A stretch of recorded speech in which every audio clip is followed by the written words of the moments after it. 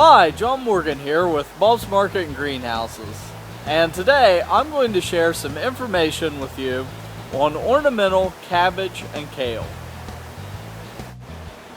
Ornamental cabbage and kale are actually in the same species, Brassica oleracea, as edible cabbage and kale. The only difference is that ornamental cabbage and kale are grown for their collars and not for their flavor. The varieties with smooth leaf edges, like this one, are referred to as ornamental cabbages. And the varieties with rough edges, they're referred to as ornamental kales. So that's really the only difference between the two.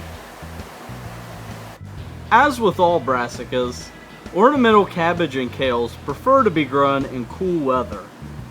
Their colorful pigmentation doesn't develop until after frost or prolonged cold weather. So actually, the colder it gets outside, the brighter their colors become.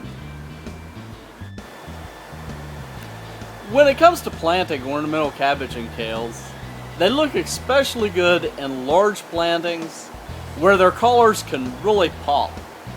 And also, since they're a fairly low growing plant, they work very well as border plants. If you only want one or two plants, they look less out of place in containers than they do scattered throughout the garden. In fact, they make nice, long-lasting replacements for spent summer containers.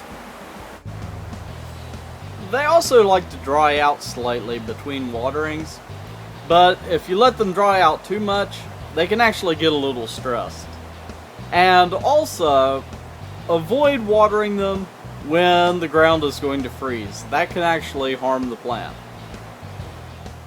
They can last throughout the winter, but their appearance depends a lot on the weather.